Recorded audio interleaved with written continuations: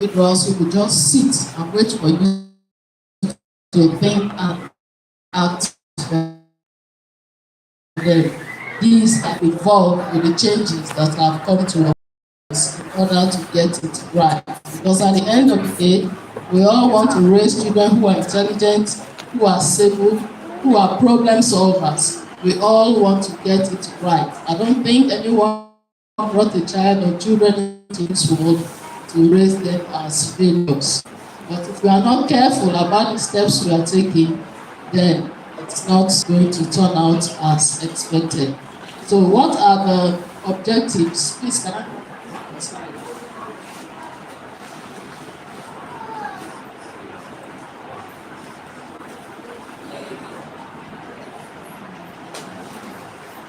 Okay, these are objectives we'll be looking at today.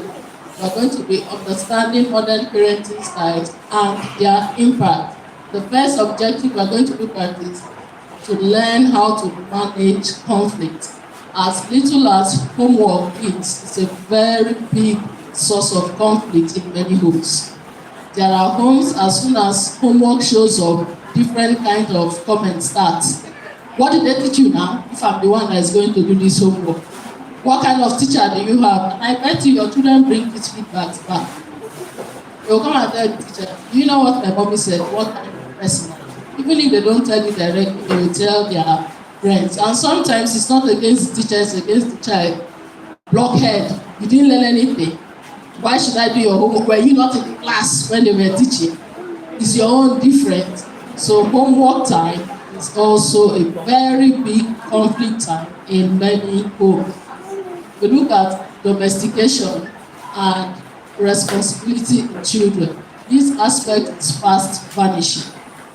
House helps, drivers, relations are taking up this from homes. And we expect our children to turn out responsible. But how much responsibilities do we place in their hands? How are they learning to be responsible individuals? Strengthening emotional bonds in families. Emotional bonds, love, happiness, chastisement, discipline. How do we set these boundaries? Foster strong home-school collaboration.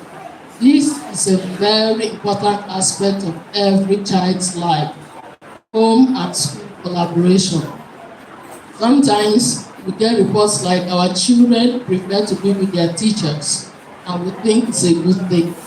I stand here today to tell you it's a red flag on your part as a parent if your child prefers the teacher, especially at the younger, tender ages. Even in later years, it is a red flag. The child should prefer parent. But if the child prefers the teacher, then it means there is something that is not right at home. There is a quest, there is an itch that the teacher has and it's absent at home. And to get this balance, there must be a collaboration. Let's not be parents that only show up when our children are disciplined. How dare you tell my child to kneel down? How dare you ask my child to stand up? Let's not be that parent. Let there be a collaboration. Let's understand ourselves. It's only when we are on one page that's when we can actually succeed in the lives of these children. And what's our intention? Our intention is to be intentional parents with open communication. Now, I was here when I heard one of the moderators, Mr. Sita, speak about children coming into the school with cannula. If you are not open to a school about the true situation of your home, you are going to have crisis. It's not just in terms of health, in every aspect of the child's life in school. In one of the schools I consult for, we had a case recently. Like you have the kids monitor here. One of the parents showed up and wanted to pick the child before closing time. And the custodial parent got the message that my child is leaving school. Immediately she called the school and was like, what's happening? And the head of school said, oh, daddy is here to pick up the child. He said the child has a hospital appointment. But this parent just came from court and custody was just awarded to the mother. And the father came behind to take the child to leave Nigeria that same day. So if not for that message, that parent will have succeeded. Because the children know their dad. And as soon as the child saw the father, he ran, daddy, daddy, daddy, daddy. And you as a teacher stop a child from going to embrace the father? No, you will not. And these parents have kept this situation away from the school for as long as it lasted. Even though the child had been saying some things, that he has not been at home, we left with mommy, this and that, but he couldn't put it together. So it's not just in terms of health. Even health-wise, we've had children collapse in school. We've had cases as small as having fever, very high fever, as high as 42.9. And at that point, the school nurse gave ibuprofen, and the child started every opener. There was no medical report to say that child reacts to this. So open communication to school is very, very important, because where your child is almost 6 or 5, it's important they have every detail. They are not going to use it for gossip or it's for the benefit of everyone concerned. So today, let me go quickly into what I have today. We might not finish it today. Wherever we stop, we continue in Series 3. So today we are going to be looking at parenting styles and their effects. And I'm looking at 4 major styles today. First is authoritative. The authoritative parent is what? Firm, loving, explains rules, does not give, explains rules. We should do this because, explains, not give. Okay, we also have the authoritarian. That's the second kind of parent. An authoritarian parent is a military parent. Does not listen. There's no time for explanation. I've said it. That's how we should do. Command and obey. Immediately I say, you get going. And the third kind of parenting is permissive. It's very flexible. It's listening or she's listening, they are listening. And you say your own, the child is saying, at the end, you might dance to the tune of the child. And the fourth is neglected parent. It is engaged, does not even want to be part of it. He has employed everybody. That, don't misquote me, all the needs are met. School fees is paid, food is available, the best of clothes, shelter and all, but it's not involved emotionally and all. Forget about it. There are house helps, nannies, drivers, cleaners, and all. Everything you need is available, but don't disturb me. It's a neglected kind of parent. Now let's look at it one after the other. The authoritative parent is a balanced style where parents combine warmth, support, clear expectation. They explain rules, they listen to children's opinions, and they encourage independence within boundaries. It's not loose. They encourage independence within boundaries. Let me give you a practical example. Your child can come up and say, okay, my friend has invited me for a sleepover. I want to be at my friend's place Friday evening all the way to Sunday. An authoritative parent may say, okay, why? Let's talk about it. Okay, because she's having a birthday party, this and that, want to do our homework and this, and you come up to talk about it. But do you know, on Saturday, it's a rule that we should all be home and this and that, and the child is still insisting, but we've been doing this for years. Why can't there be a change? An authoritative parent might say, okay, let's do Saturday evening till Sunday morning. There is a balance.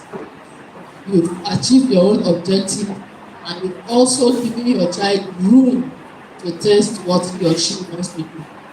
Now, when he or she comes back, you should also be open for conversations. What happened when you were there? And you allow them to talk. Not as soon as the child wants to say, do you know what movies to do? I don't blame you because I allowed you to go. How dare will you correct habits that you don't like if they cannot communicate to you. Let's look at the advantages of this style of parenting. There is what we call emotional security. This child feels loved and safe. Why? Because he or she has an environment where she can try, is listened to, is not judged at every step. There is an ear that listens. This style of parenting does not focus on blames. It focuses on providing solutions. It also builds confidence and self-worth. There are so many children who do not have self-confidence. If you are talking to them, their head goes down. Or they can't maintain eye contact with you. Why? Because the style of parenting at home might have taught them that when you are looking at an adult, it is respectful. I'm talking, you are looking at me, I will go you now, slap you now, try to keep our eyes down. But we have forgotten that even in the classroom, sometimes we do not hear every word coming from the teacher. Sometimes it is the movement, the body language that interprets the words better. So what happens to that child that you have thought if you look at me and slap him there? What happens to that child even in the classroom? So we can see that whatever we do at home has a way of reflecting in the classroom. Sometimes we want to complain, my child is not doing well in maths, this and that, whatever. But let's look at our parenting style too. There could have been a time this child will come up to you and say, oh, I'm finding it hard to add.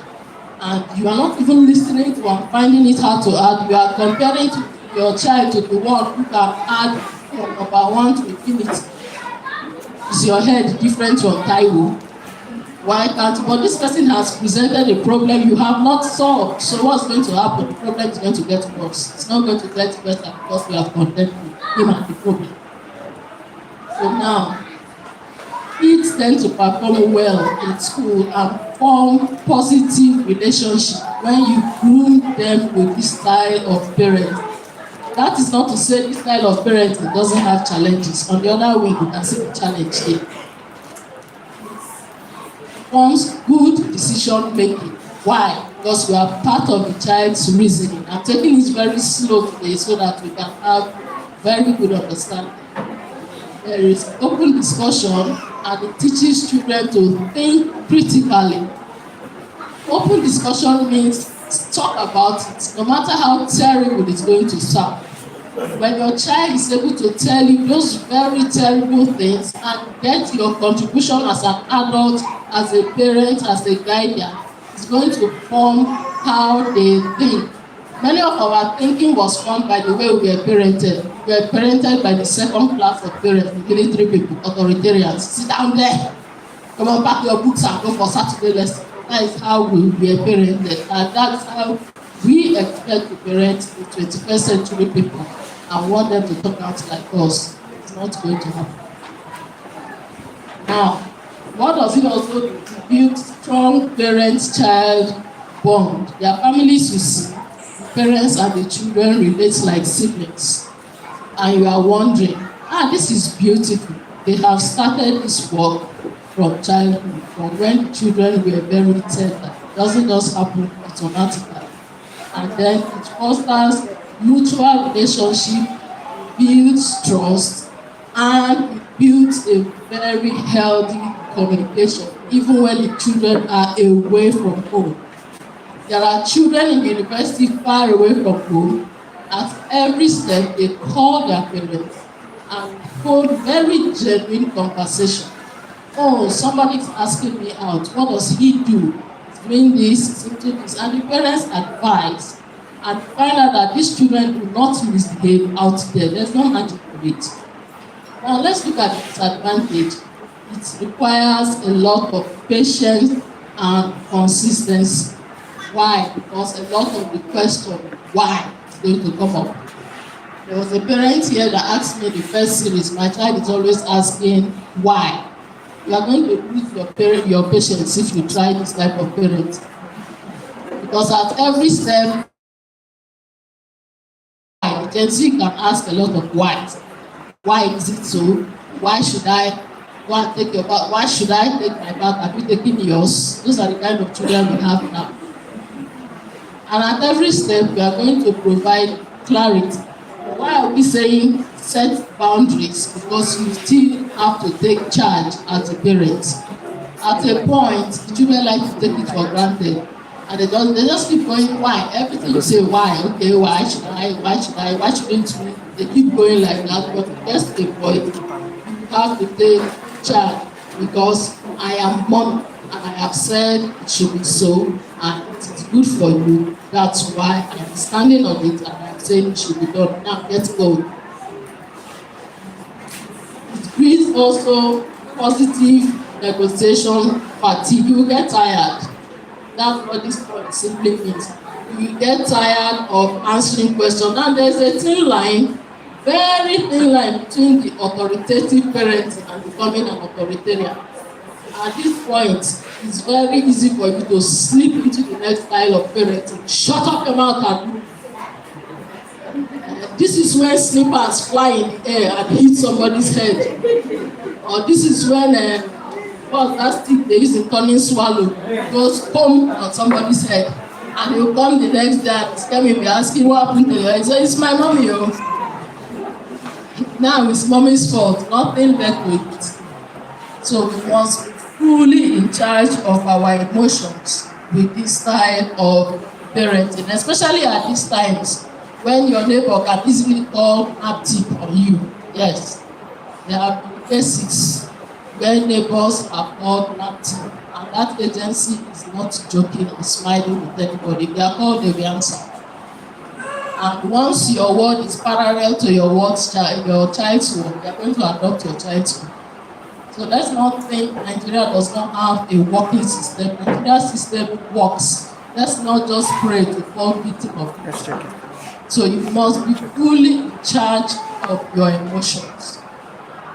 And then there is a risk of over-explanation. Yes, at this point, you might say words that you never planned.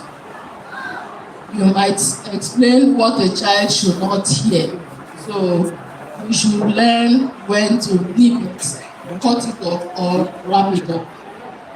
And let's look at the authoritarian parent. Look at the definition.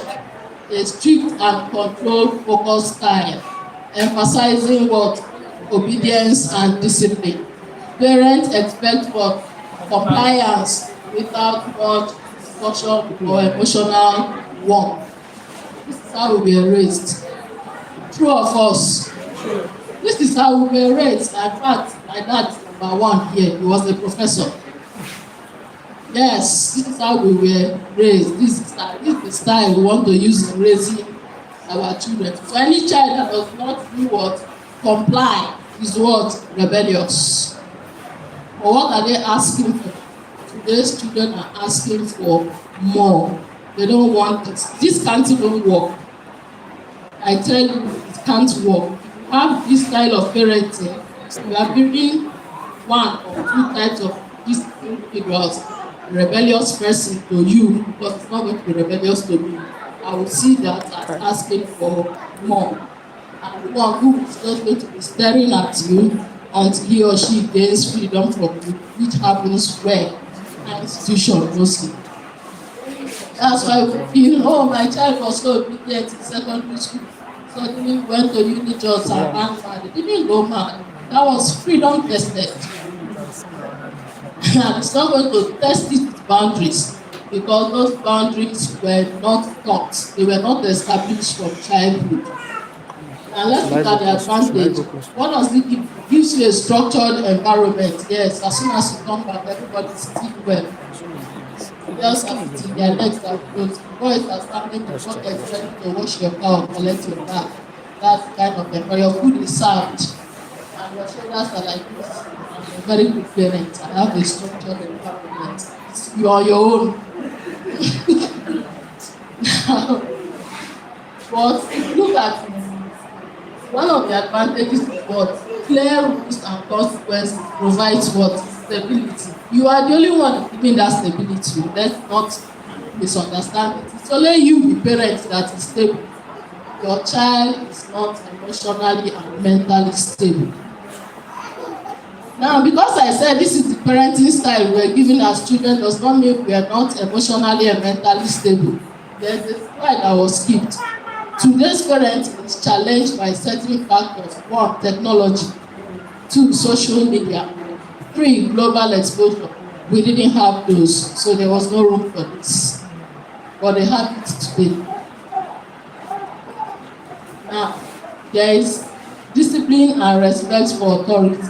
Yes, like I said, before you come, you're already on the floor. Welcome, sir.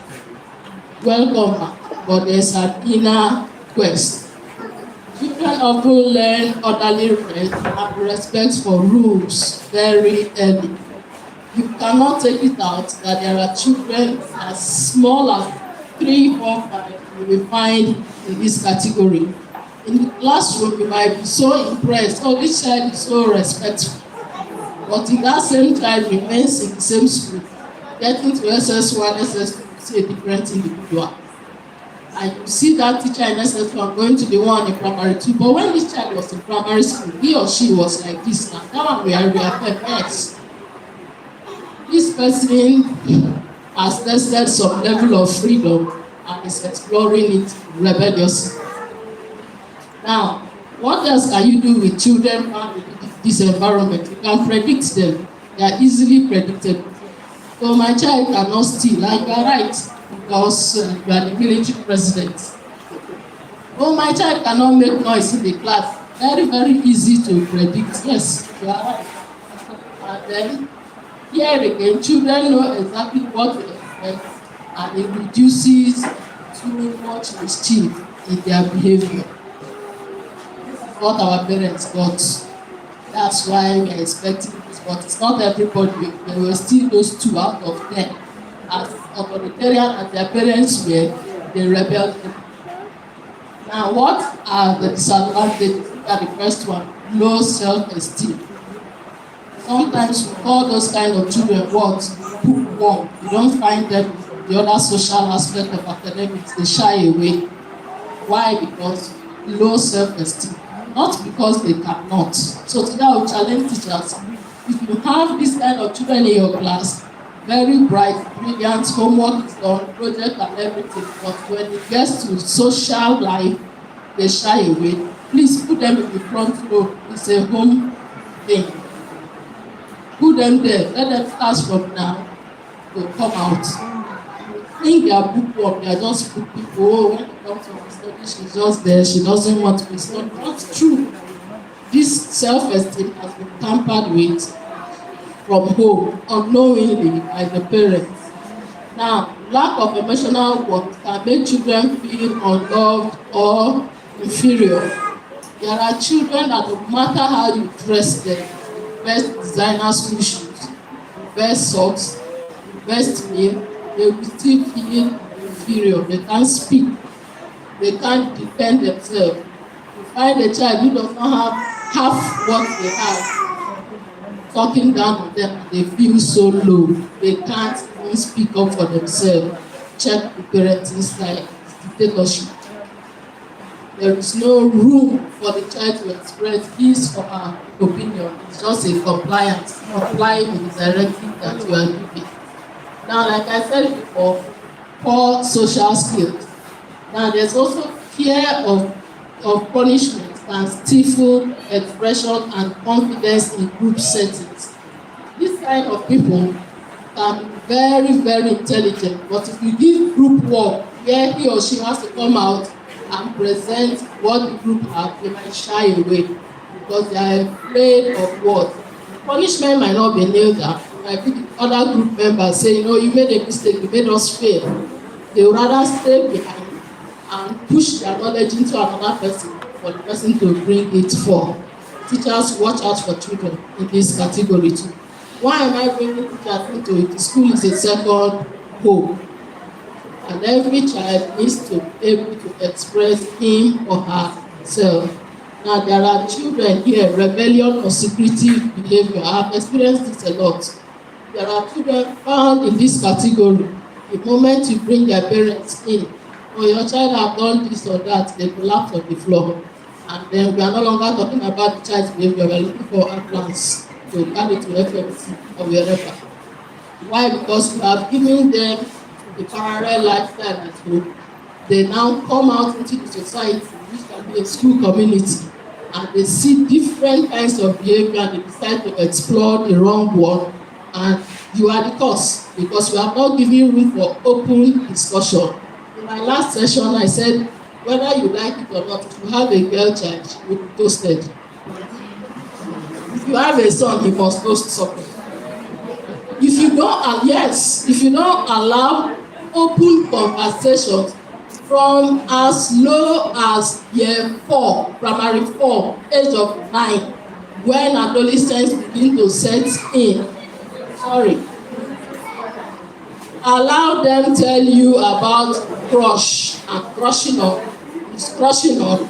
My friend is crushing, so we are no longer friends. Jealousy begins now. Oh, Tolu in my class likes Bilikisu more than me. Bilikisu becomes an enemy. Suddenly you notice that the person who used to be your child's best friend is no longer best friend. Jealousy has set in somewhere. It might not be academic, it might be to lose attraction to the other person. Yes. If you are not open to these conversations, you will not advise right. I challenge you to sit with your children this weekend and watch their cartoons. The cartoons are falling in love. Yes. During our days when we used to watch Tom and Jerry, it used to be about a piece of cheese. And Jerry running with a piece of cheese and Tom chasing after him. Now it's about another beautiful looking mouse Jerry is falling in love with. Watch it. I challenge you this weekend, pick up your tablet and watch with them. Then you will know why the quest begins early. We are only praying it doesn't spill down to year 1. At least from year 4 we can advise and we will listen. So if you are not parenting to have open communication, like doctor said, we all want our children to grow pure chastity and all that. Is that what the society is offering them? You are the one offering it in your house. What happens when they go for jam lessons? What happens when they are out, they are not within your control? They are under that cashew tree. Are you in that conversation? They are in the football field. They meet in the restroom. Are you in the conversation? There are school restrooms where children meet and compare size of private parts. Are you in that conversation? What happens when your child is not open enough to come back home and tell you, this is what my friends said, or this is what my classmates said? What happens?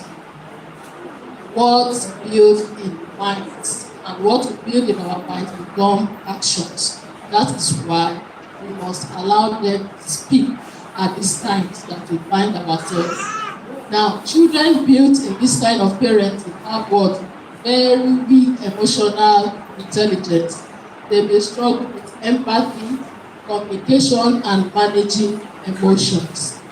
There are people you will see, they will say, oh, my brother is like my father. He doesn't talk, but when he gets angry, poor emotional management. What does the father do? He doesn't speak too much. He only gives instruction. He enters inside, he will crash up of his head on the wall. And the brother is like that. So, it looks like my father. Genetics has not proven to us that such character should be inherited. It is the parenting style that is the result of the parenting style that we are seeing. Now let's look at the third one, permissive parenting. Look at the definition here. It is what? Lenient and indulgent. It is characterized by warmth, friendship, and minimal discipline. Parents avoid setting firm rules, often maintain peace, or avoid conflict. Now I throw it to you. Is this a good parenting style? Is this a good parenting style? No, but a little bit of it is good. Yes, a little bit of it is good. There must be a blend. You cannot just condemn it, because to get the best out of your child, what? Friends. You must do what? Maintain peace if you want to really get the best out of your child. A child you are always in conflict with what will happen, the child will avoid you naturally. That child will just be ready for you to have that conflict with you, or will just give you some space and just drift away from you.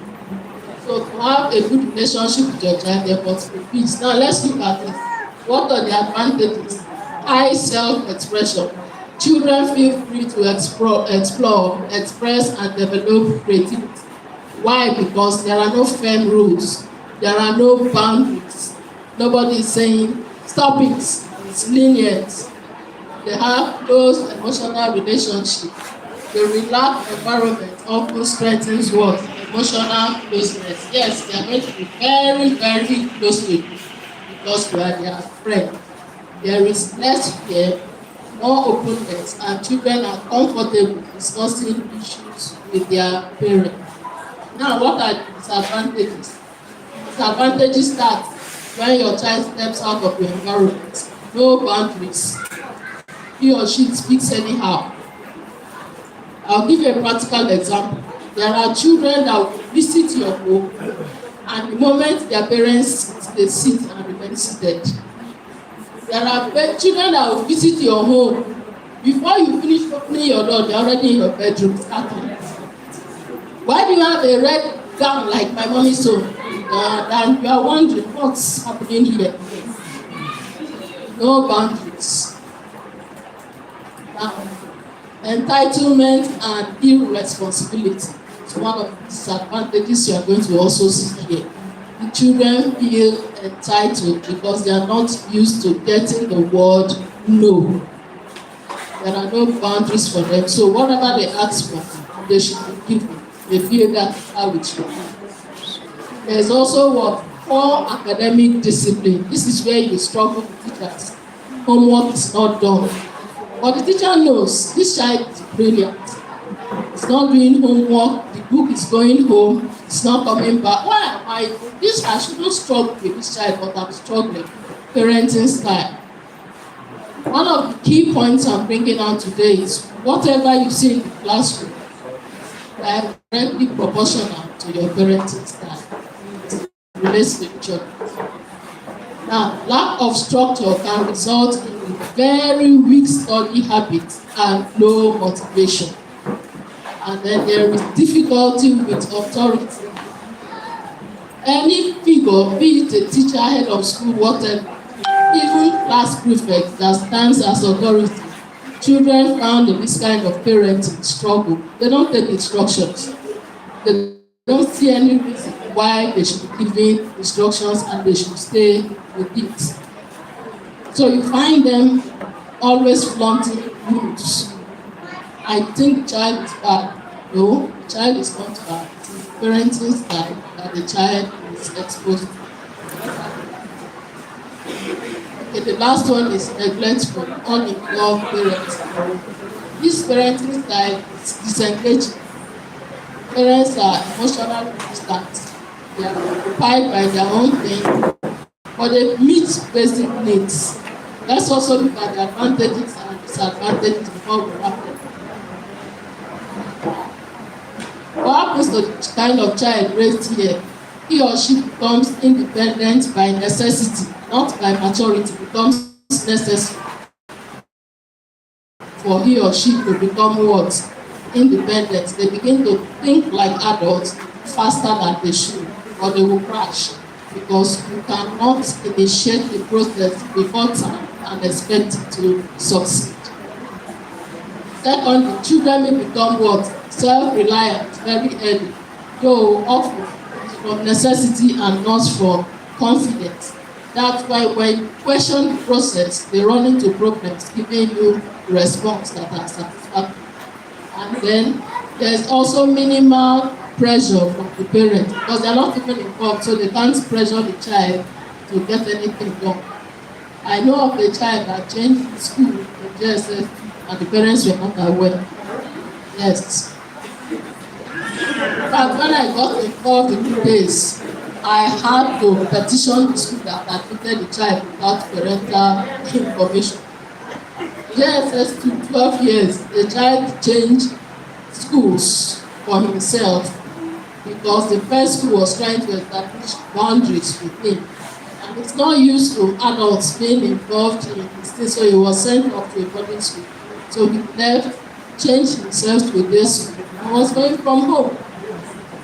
Both parents were away, they were outside drivers, but of course, those ones didn't even know whether parents were involved or they don't know that the child is going to the school. And then some children experience less anxiety because there are reps. Like I said, I'll give an example to that same child. It's fear. Because he not get into the school in the right way. So any conversation between two teachers, he wants to know what are they talking about. It's about they are always wanting to be in conversation. Their attention is always off. It's not their business. They are emotionally unstable. They are emotionally insecure, and it makes them feel what ignored and unimportant. So what do these kind of children do? They try to create importance for themselves in a negative way. That's where you see that they begin to lead school gangs and all that. And then you are thinking, oh, the parents are abroad, working so hard to provide, and you are cancelling. Do you know how many hours the parents are working in the US? And the child is just looking at you like, am my business? Am I even aware whether they are working or not? They are disconnected. It also gives us poor academic and social outcome. If I tell you the story that I told the school that admitted him, but I faulted them for not investigating. The child told them it's an orphan that ran away from a wicked stepmother. The father is late, the child paid with credit card. And that was the only thing the late father left for him, the credit card. So even the school fees was discounted.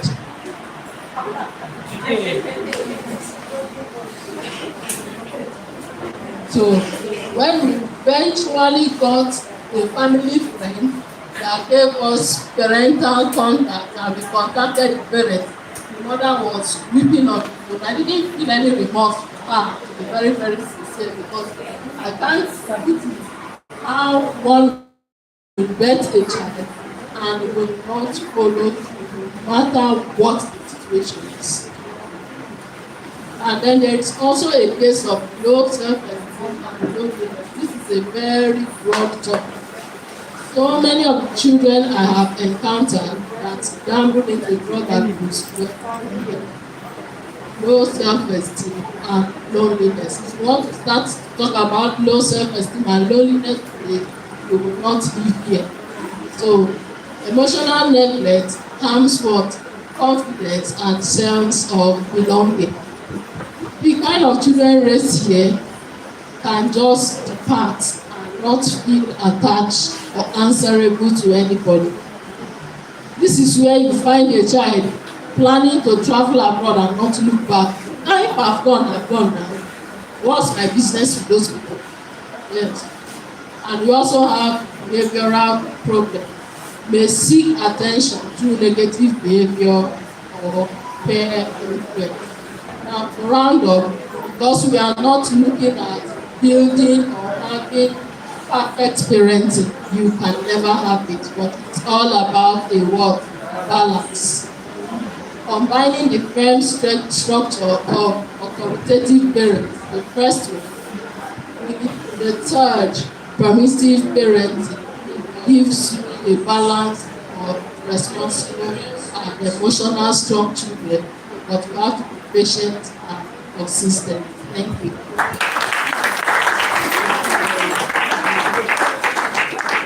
All right, thank you very much, ma'am. Please let's put our hands together for her once more. I believe it was a very, very wonderful seminar session, and I trust we have questions. We don't want to keep us here too long, so that's why I had to hasten our up a little bit. So please, we're going to take questions immediately so we can round up the seminar session. Please, can I get the other mic over there, please? Yes. All right. Is it working? Okay. So now please, can you step forward? Thank you. Good morning, all. Thank you very much for the brief lecture. I really appreciate it, ma'am. My question for me, I'm just growing up to actually know the different types of parenting because I'm actually from the authoritarian grooming. Hallelujah. Sorry, I'm always doing this in church. That is why. Sorry, permit me. Now I have a daughter who always confides in me. Let's assume she brings up a question like somebody is crushing on another friend, not trying to put herself in the position, but indirectly trying to signal. Because I think I've experienced such, and I didn't allow her to finish. If she eventually finished discussing this with me, what should I say to her? Like, how should I advise her of that age, 11? Like, I just want to know what to say, because even when you were saying that we should give them listening ear, at the end of listening, what should I give us? A solution. A little child of this age discussing crushing. I don't know.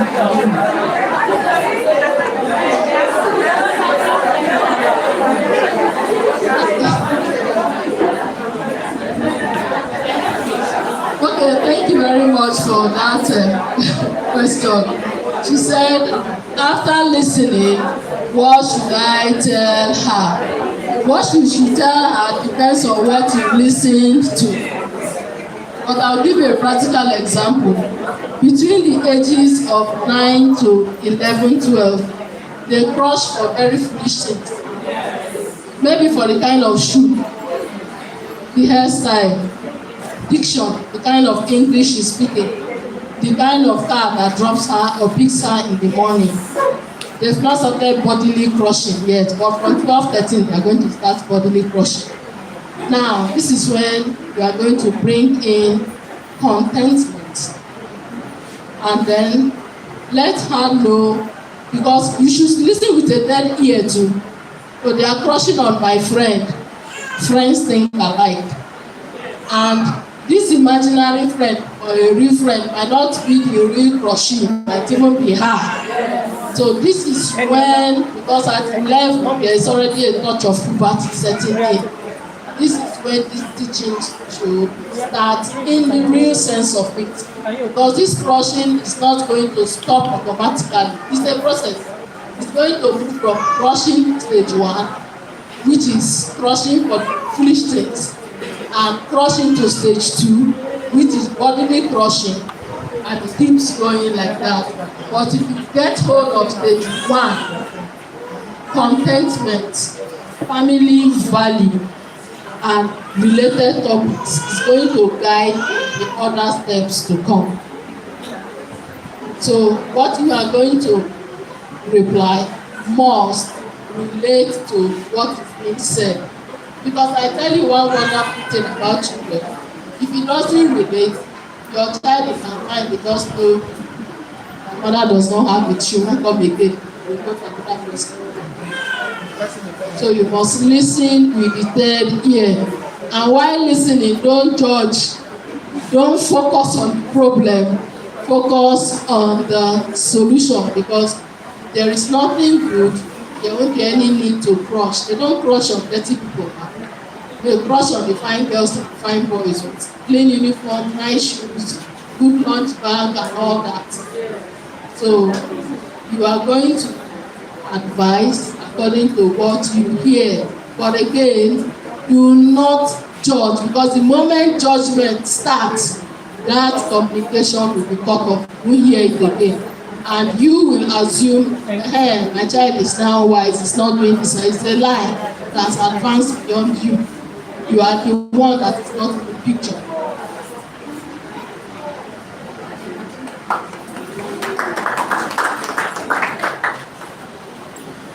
Thank you very much, ma. I was following Kenya and I was assessing my parenting style.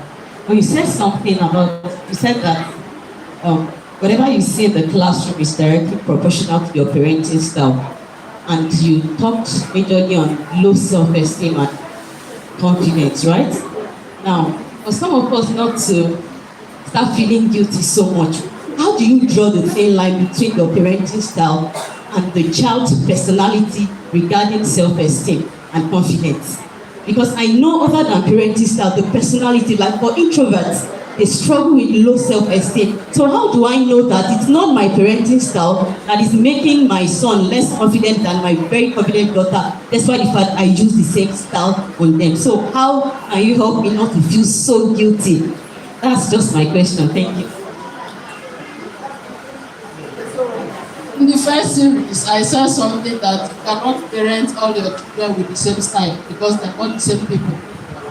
And secondly, I'm going to correct an impression because in society we confuse introverts with low self-esteem. Because someone is an introvert, does not mean he or she has low self-esteem. In fact, they are very confident people, that's why we don't talk too much. They are not seeking validation, they are themselves. And that is an aspect of confidence. In psychology, if you see an individual that lacks too much, it's a sad person, he or she is questioning, searching for happiness seriously. That's why I say at every little thing the person is laughing. So because that child is an introvert, does not mean the child has low self-esteem. No. And for that introverted child, your parenting style with the outspoken one might not work for him because he might be looking at two of you like noisemakers. People are even talking out of point. It's not even know what to say. While the other one might be talking about home economics practical, how the tomatoes and all were sliced to make meat pie. The introvert is already saying, meat pie was nice, how do I make a life out of it? It's an advanced way of living. So to communicate with that child, you must advance. The communication must be creative and strategic. If it's random, you are saying so many things, it's going to switch off. Meanwhile, the other person will be engaged because she likes a lot of talk. But this other person will switch off until there's a point that interesting or her, they will say one or two words and go off again. So being introverted is not low self-esteem. And then you can't parent all the children from you the same way. Like I have a set of triplets, 2 boys and a girl. The girl is mother head to everybody. So the day she will come here for school runs, if the brother mistakenly says somebody punished him, he will match up to that person to explain why he was punished. But the brother, when he comes to be, and the brother says, "Oh, I was punished today. What did you do?" But my daughter will not ask the brother, "What did you do here?" She will go straight to that teacher. "Please, Ronald said you punished. Can I know what you did?" And if you are not speaking well, if you tell him, "Please don't punish him again. I would not like to come." She's 16. "I would not like to come here again for this." Yes, it's as good as that. And it didn't start today. When they were in JSS 3, the school in Asoko, then one of the brothers just recently had a transplant.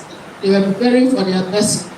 So the transplanted person, academics was not my problem, but he was beginning to feel low, so I released him to go to school. So he got to school that day, and the teacher punished him for not coming with a drawing board. Before I could come back in the afternoon to pick them, my daughter had gone straight to the principal and reported that technical drawing teacher does not have any form of humanity. That was the language she used. And that in the whole of, this is her language at 12-13, that in the whole of that technical teacher's life, all his salary cannot afford the transplant. This is what she said. And then the technical drawing teacher told her, "Don't have manners. Your mother is not training you at home." And the sound of your mother is not, my daughter went on. "You will not ever make reference to my mother. She was 12, going to 13, in all your communication." Now the brother was there. The brother was angry, was fuming, but that one was waiting for me to come. Let me see what mommy will do.